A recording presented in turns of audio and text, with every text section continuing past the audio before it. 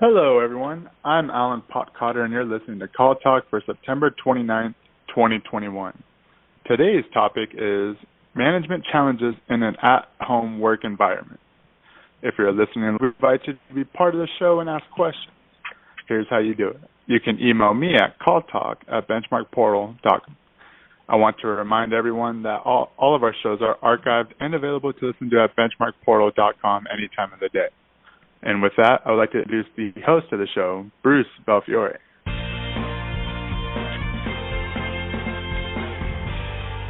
Thank you, Alan, and welcome back to Call Talk, everyone.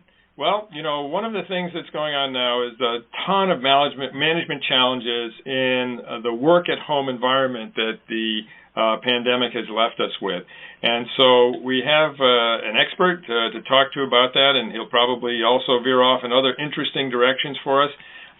This is Bob Kobek, and I'd like to just introduce Bob to you. He's actually been on Call Talk previously, but for anybody who didn't hear him previously, I encourage you to listen to his prior interviews with me on Call Talk.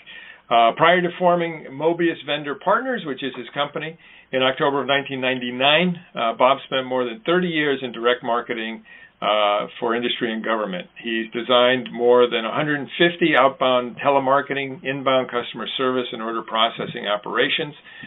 In 2007, Bob and Mobius launched CustomerCount, a cloud-based survey solution which provides intuitive real-time reporting. It's designed for the contact center industry. Bob is a member of the American Resort Development Association and sits on numerous committees. He's a longtime board member of PACE, the Professional Association for Customer Engagement, and he attended Holy Cross College at Notre Dame, Go Irish, in Indiana, and Indiana University. Now, BenchmarkPortal, as many people know, has its roots at Purdue University, but somehow Bob and I have been friends anyway. I've got to say that Notre Dame crushed us on this year's matchup. Bob, you haven't gloated about that too much, so I really appreciate that. Well, Bruce, there's one big reason, and that is because the Notre Dame-Purdue rivalry, which goes back to the, 40s, maybe even earlier, is one of the best rivalries in the history of college football. And the other is that it is probably one of the cleanest rivalry games either teams will play. They always both play up for each other. They both play, better than they probably should. But it's always a clean game. I mean, it's always a fun game to go to. And if it's in West Lafayette or South Bend, it's just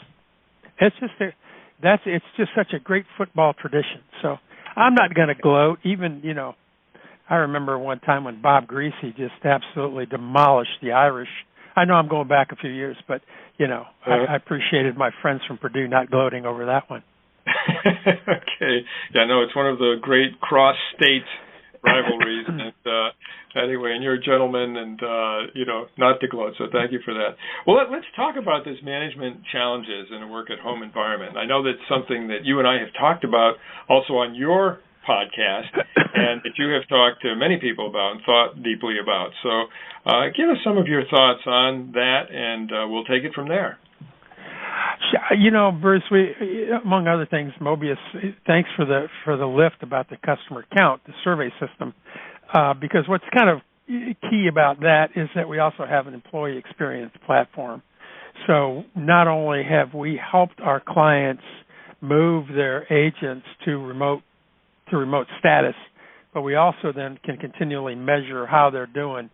The technology today is so strong and so sophisticated that it actually, measures the performance, and you can see performance going up and down, but you can't measure what's behind it. And so we have developed a platform to do that now so that we don't make this into too much of a commercial. One of the things I found when our clients called us and said, help us move to remote status, remote location, some of those are the same clients that just 2 or 3 years ago were saying, over my dead body, will I do that? Mm-hmm. And what they're finding now is if they start to look at the bottom line and begin to and begin to assess the ROI, they can actually get more competitive in their pricing. And what I'll make a prediction here is that if this trend continues, it will help U.S. call centers compete with offshore in pricing.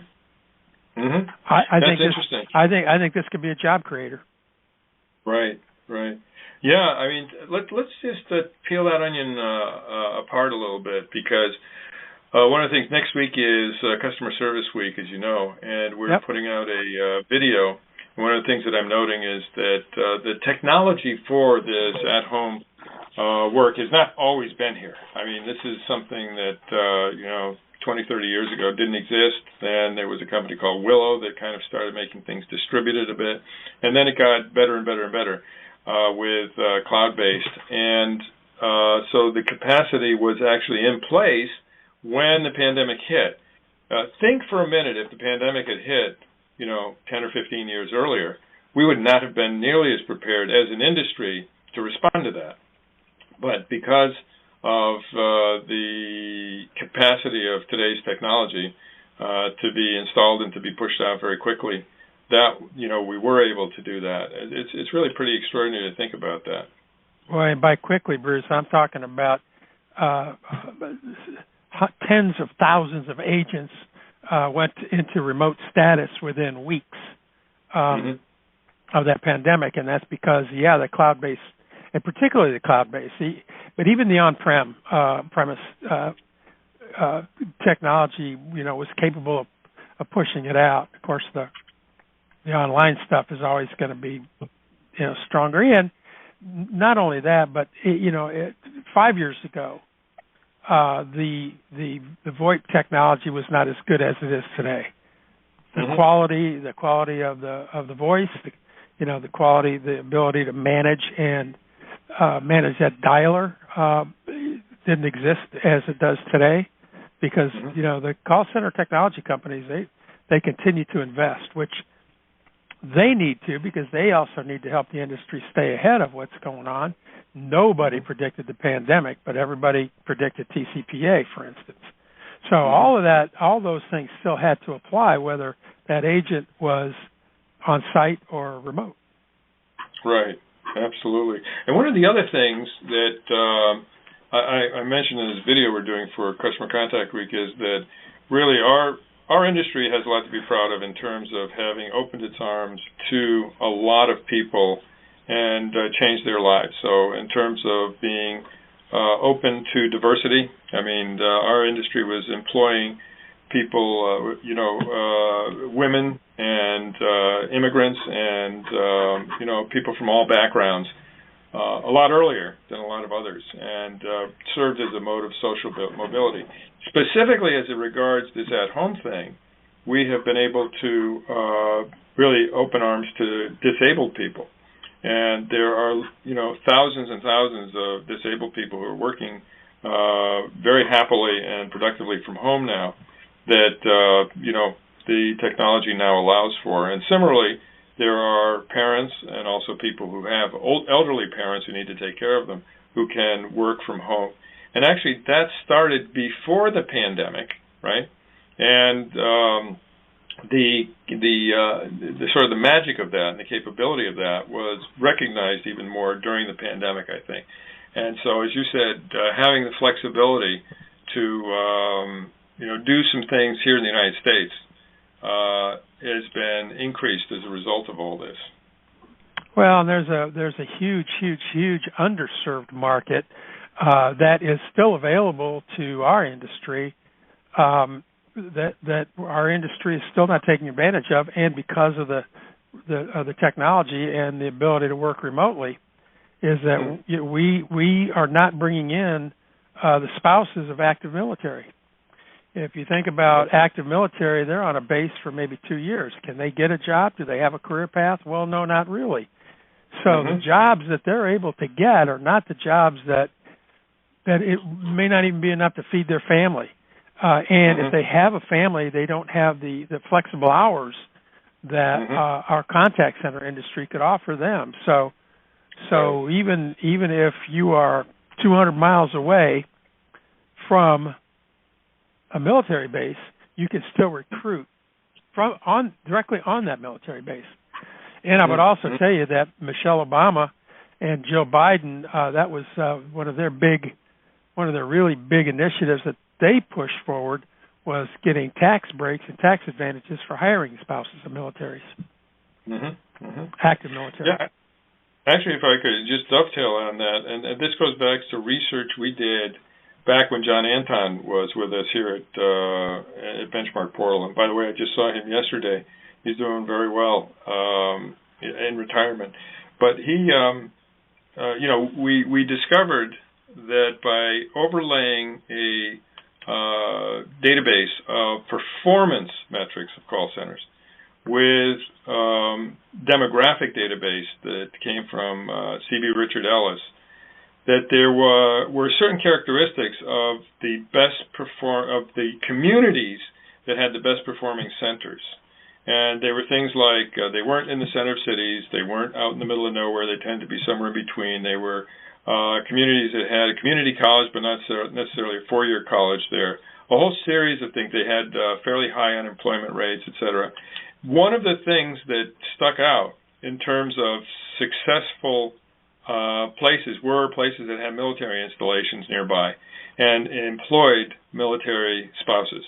And so it's not just a nice thing to do. They actually are key, one of the ingredients for success of these centers.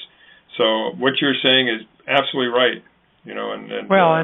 And because of the technology, Bruce, today there's one more add-on to that, advantage to that, and that is when the spouse's military tour is up and they move back to Iowa or they move back to North Carolina, they take their job with them. You don't necessarily lose them. So there is that career opportunity that, just because they're working at Fort Hollabard, Maryland, doesn't mean that they can't keep their job when they move back home. That's a great point, and something that wasn't available back when we did the first original research. So that's right. Yeah, absolutely. That's an excellent point. Yeah. So you minimize your turnover. Right. And after all, the one constant that's always been true in the contact center industry, no matter what your technology, minimizing turnover is always the goal. I mean, that and, of course, one call resolution, but that's a great stretch goal. But minimizing your turnover, the most expensive chair in a call center is an empty chair. Yeah, and you got that right. You got that right. And so why don't you go through some of the elements of how to minimize turnover, starting from the recruiting and going all the way through. That'd be kind of, I think, really instructive. Well, when you think about recruiting, I mean, you have to ask yourself the question, how many people leave from the time that they have signed up and they come in and you train them, but they don't get on the phone? Mm-hmm. So right. You then have to break down, you have to really hardcore analyze how you're doing the recruiting. Because, it goes back to, it's in a way it's like buyer's remorse. Did you tell the absolute truth when you were recruiting? And you got to tell the absolute truth. The other thing is that you've got to be able to promise them, and you got to really deliver on this, that you're going to seek their feedback all the way through the process. You're always going to be asking the questions. How are you doing? Are you getting along with your supervisor? Is your supervisor being helpful? Yeah. One of the things that is really, really, really prevalent today that, again, wasn't prevalent 10 years ago was the unplanned turnover. Today, the latest study that we did showed that 60% of people that are employed today are looking for a new job. 60. Wow. And so we have this thing of, preference employment now. Mm-hmm. I know I'm working for you. That doesn't mean I prefer to be working for you, and that doesn't mean I'm going to stay there. Right. Yeah, and just going back to the, who is it you're trying to attract and screen to get into the job to begin with? That's where, companies that really are trying to do better and better will do organized and sort of structured statistical studies of who they let in. So who are the people, how did they do on personality tests, how they do on skills tests, all those kinds of screening things that they did, language capabilities, for instance, which, there's some newer opportunities to get good language skills testing. And, to make sure that you're getting people in who are less likely to fail, you're going to try to really hire for success. And then, what you're talking about is being truthful on what it's all about. And maybe you could just talk for a second about realistic job previews and how those can be really helpful in terms of making sure you're getting the right people in, sitting them down. Well, the days of if you can fog a mirror, you can get a phone are those are kind of quickly passing, because there aren't that many people that can fog a mirror anymore, that want to fog a mirror, and so you got to make sure that that's what causes you to need to be more careful about who you're going to bring in, and the adage too, Bruce, and this is one that I know how many times have you had to fire a top producer because of the cancer that they can spread from everybody around them? And so another reason you got to be careful is you got to find somebody that understands that if they're that good, they're in a leadership position, they're in a leadership role. The number one retention factor that you can offer, and it's hard to do in our industry, and that's career development. Mm-hmm. You could go from being on the phone to being a supervisor. Well, it's like any factory. You only have so much inventory that you can produce. You got 8 hours in a day or 12 hours in a day. You've got 2 shifts. You've got X number of hours, period. And, there's nothing you could do about that. And so you have to then make sure that in those hours you're more and more productive. And so then you got to make sure that you are showing people how they're going to grow. Now, that may mean you're going to have to bring in some outside influences. And that's one of the reasons, by the way, that gamification is presents such a great opportunity in the call center industry. Because maybe I won't be a supervisor next week, but I can beat the heck out of the rest of my team in a contest that we're doing, and be rewarded for it. So don't ignore gamification. The other thing is that be mindful of the work-life balance for employees, that because you need somebody to be filling a chair on that second wave in your call center doesn't mean that you want to force somebody to work there, because they may have kids at home. And you got to be mindful of the fact that, you want to try to place them in such a way that their work-life balance isn't out of whack, because that's another reason for turnover. Right. Yeah, and obviously the at-home model offers more flexibility in terms of work-life balance. If you kind of put together being able to work from home, and by the way, the first Agent Voices report that we did showed that the most satisfied people correlated statistically with the people who were at-home workers. They were the most satisfied. And in fact, one of the things to keep in mind when you're doing a strategy toward attracting and recruiting people is that the farther people have to commute, the less likely they are to be satisfied. Now, that doesn't happen with every individual, so you can't, but statistically speaking, those who have the shortest commutes or no commute tend to be the most satisfied, which is kind of interesting. Well, and during the pandemic, what we found too, Bruce, is that the reverse of that started to become true too. The more time people spent at home, the more time, the more they got to thinking, I'm not going back to that office. Right. And so that's where the preferences, started to come in. That said, you know what, I love my house. I love my family. I want to be here more often, and there's plenty of things I can do and plenty that I can do to work out of my house. I don't need to come back to that office, and that has created the opposite challenge in the work-life balance. Right. Where they put more emphasis into their home life than their work life. Yeah. Yeah, it does help, when you are a manager saying, okay, we have this unexpected volume, and I need to, quote unquote, call people in to cover, right? And it's one thing to have to call people in to have them get in their car, get changed, get in their car, drive in, and all that kind of stuff. It's another thing to have them, sit in their pajamas at home and flip a switch to help out in an emergency. It's just so much easier to do the latter, and flexibility. So if you have that kind of flexibility, plus allowing people to swap, shifts, which is something that had become more popular even in an office environment, and just a lot of communication between managers and agents, you can come up with those at-home flexibilities that can make life easier and make it more pleasant as well. Yeah, particularly with the continued development and technology of workforce management. Yeah, I mean that is getting more and more sophisticated, and which kind of then gets you into one of the other reasons why you lose people, whether they're at home or not, but mostly period, and that's poor management behavior.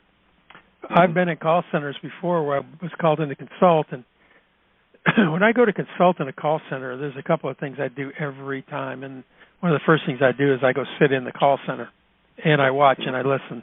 Now, there's always that one or two people that say, if you're so great, why don't you get on the phone? And to which I point out to them, well, I'm happy to, but I bill out at $300 an hour. You tell me how I'm going to get paid, and I'll do it. But the thing that I have seen happen so many times is poor management, where and it goes to that how many times do you see the best person in a call center get kicked upstairs to be a manager, sales go down, and the manager gets fired, and you've lost your top guy. Well, it's because you didn't train them and you didn't teach them on how to be a manager. That there's a certain level of professionalism that to manage, particularly people in a call center, be it remote or not, that you have to have. There are just some skills that are required in management, and it goes to that elusive, what does it take to be a good leader? I mean, the books are written on that. Every day I see a new adage, I see a new something, whatever. To me, being a good leader is knowing how to shut up. But that's just me. Listen. Yeah. No, you're right. There's much listening. My daughter is one of the very few deaf clinical psychology PhDs in the world. And one of the things that I asked her, the question, how is it that a deaf person, I realize that you are a very accomplished woman. I get that. But how did you do that? What was how did you accomplish that when you can't hear? And her answer was really like mind-blowing, simple. I'm a good listener. You don't need to hear anything to be a good listener. And son of a gun, that put a lot of things in place for me. Wow, that's something. Good for her. Hats off. Congratulations. Yeah, she's a smart girl, but she's also a great teacher. And that was one of those things that I thought, well, here I am, the father of a deaf PhD, and I couldn't figure that out myself. So obviously she's smarter than her dad. One of the other things I want to make sure that we talk about, because it always comes up, and that's the compensation. Interestingly enough, what we have found is that compensation actually lines up as the fourth reason people leave. Not the first, not the second, not the third. It's the fourth. Mm-hmm. And you got to make sure that you're paying a fair wage. And if you're going to save money by using remote agents, then why not share it with them? Why not pay them more? I'm a big believer in paying people more, particularly a job that's as hard as in a call center. There's nothing simple, nothing easy in a call center. One of the best things that could happen in a call center is the omni-channel opportunities right now, where one agent can take phone calls, answer emails, do a click to chat. And so the more variables that you can give them in their workday, the better off you are. Yeah. Because it does give them some career pathing. It does give them some variety. versus that when if you're making an outbound sales presentation and you're calling, your dialer is hitting 60 people an hour, 70 people an hour, and you're doing 40 presentations and you get 35 no's. Well, it's no wonder they smoke and drink. I mean, that's a lot of rejection in an hour, and then in a day, and then in a week, and then in a month. So vary what you have them doing. Give them other opportunities. And again, gamify. I'm a real believer in gamification, Bruce. Can you tell? Yeah, no, I agree. I think it's a great thing. And along with something you touched on earlier, which is training, because, in terms of that elusive leadership thing you mentioned, and, it's something that can be taught, at least up to a point where somebody can be successful as a supervisor, successful as a call center manager. And unfortunately, still what we see happening all the time is that people will get promoted because they're good at the jobs that they're in. And somehow somebody who's a really good agent is supposed to become a good supervisor simply because you give them the title. And that doesn't work. And one of the things that we saw during the massive shift over to at-home environment during the pandemic was that the demand for our on-demand courses, including for supervisors, coaches, managers, etc., really went up. And that's because people realized, okay, I can't give these people training in the office anymore. And maybe I wasn't even doing it before the pandemic, but I know now that I can't have people home and just assume that they're going to know how to be good supervisors, how they're going to be good leaders. They need some training in doing that. And, I think that's just so important to put into the mix so that the people that we're counting on to be the linchpins, to be the cornerstones of the call center in terms of leading it and, giving counsel and coaching to agents and others is really covered well. Well, and training the agents is equally, the typically we look at our call center technology, and the call center technology people will tell you these are the key performance indicators that you always want to track. And those key performance indicators are things like average talk time, how often you showed up, the things that a machine can track. Right. So we, one of the things that we throw into that mix, and I will say too that our competitors throw into the mix, is a whole different set of key performance indicators. And those key performance indicators are coming from the voice of the customer. And so if the voice of the customer says to me, through my surveying, my post-call surveying, my call was not resolved. My issue was not resolved. But in that contact center technology, the disposition code says resolved, and that's what that agent hits, resolved. There's a disconnect here, an automatic disconnect. And so I want to know from that customer what was not resolved, why wasn't it resolved? Was it a lack of knowledge? Was it a lack of initiative? Was it a lack of? And so there's a whole different set of key performance indicators that should be measured and applied to the existing call center technology KPIs. A good example of that is the one that I believe it was Gartner came up with, and it gets asked in every one of our surveys, and that is the customer effort score. How easy or hard was it to do business with Bob Kobek? Well, if my score on a 7-point scale, I'm consistently showing a 3, that tells me I'm making it hard for people to do business with my company, which then also tells me that that's a loyalty factor and they're not coming back. So I need to go talk to Bob and find out why is he making it so hard. Yes. But it gives me a specific place to train on. It gives me a specific area of need, and it will probably lower my turnover. All of those things, all those good things can happen. That's great.